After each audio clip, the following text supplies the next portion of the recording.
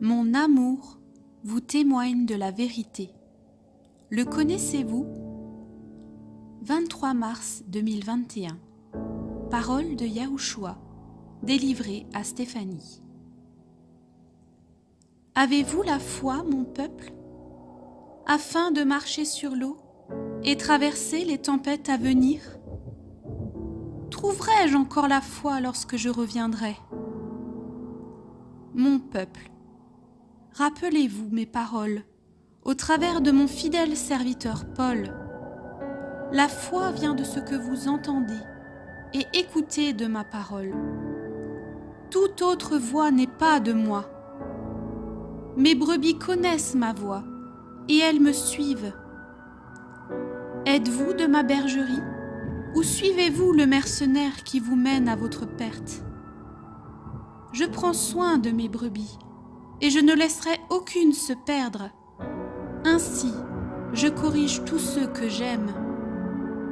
Mon amour vous sauvera de la destruction, mais vous devez me suivre malgré les épreuves.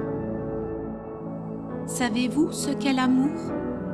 Je suis amour, et celui qui ne connaît pas l'amour ne me connaît pas. Je suis patient, je suis plein de bonté, je suis rempli de compassion. Le mal et l'orgueil ne font pas partie de moi. Je juge tout. Ma colère est juste. Je déteste le péché. Je suis la vérité. Je pardonne tout cœur repentant. Je peux tout. Je crée l'espoir. Et j'ai tout supporté pour vous en me livrant sur le bois. Je suis et je vis éternellement. Si vous n'avez pas l'amour, vous n'êtes pas de moi, car l'amour est et il sera toujours.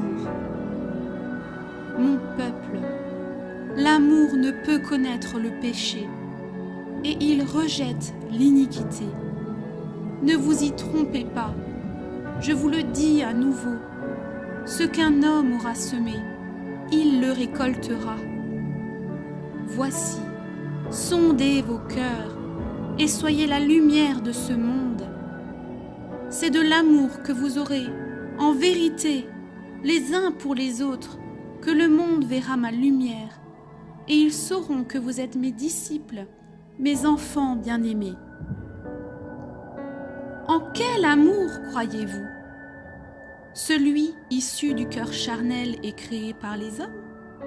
Ou bien celui dont je vous parle, pur et saint?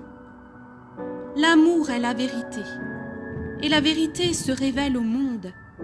La voyez-vous ?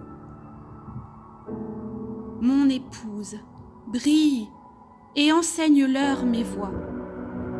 La repentance sincère et de tout cœur mène au salut et à la révélation de votre identité en moi.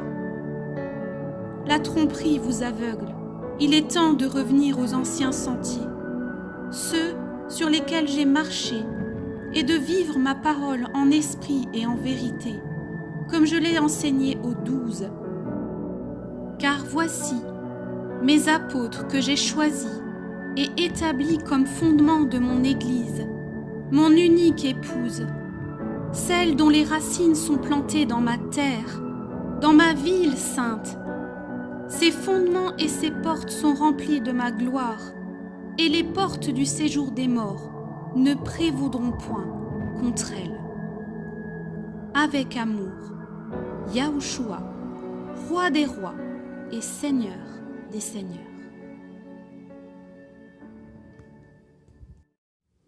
Apocalypse, chapitre 21. Puis, un des 7 anges qui tenaient les 7 coupes remplies des 7 derniers fléaux vint. Et il m'adressa la parole en disant : « Viens, je te montrerai l'épouse, la femme de l'agneau. » Et il me transporta en esprit sur une grande et haute montagne.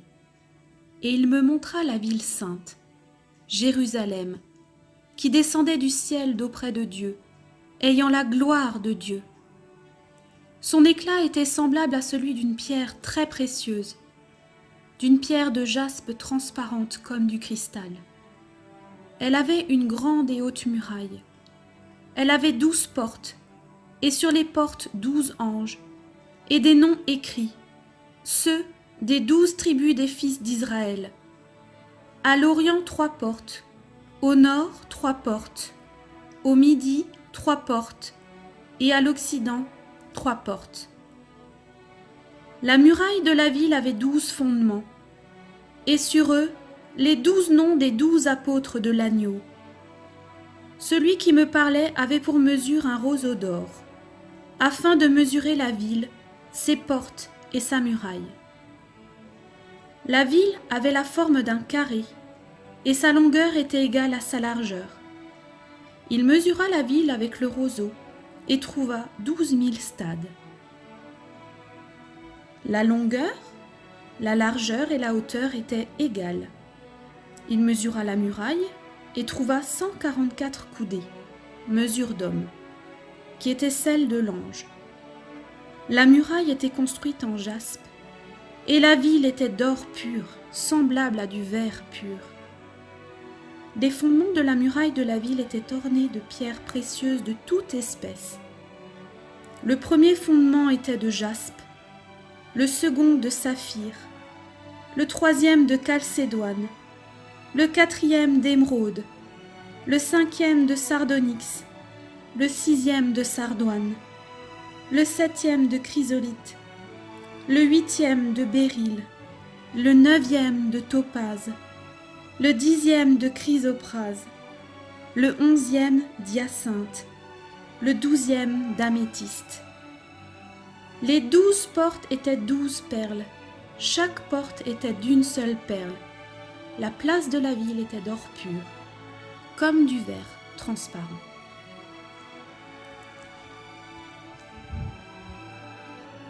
Première épître de Paul aux Corinthiens, chapitre 13. Quand je parlerai les langues des hommes et des anges, si je n'ai pas l'amour, je suis un airain qui résonne, ou une cymbale qui retentit. Et quand j'aurai le don de prophétie, la science de tous les mystères et toute la connaissance, quand j'aurai même toute la foi jusqu'à transporter des montagnes, si je n'ai pas l'amour, je ne suis rien. Et quand je distribuerai tous mes biens pour la nourriture des pauvres, quand je livrerai même mon corps pour être brûlé, si je n'ai pas l'amour, cela ne me sert de rien. L'amour est patient, il est plein de bonté.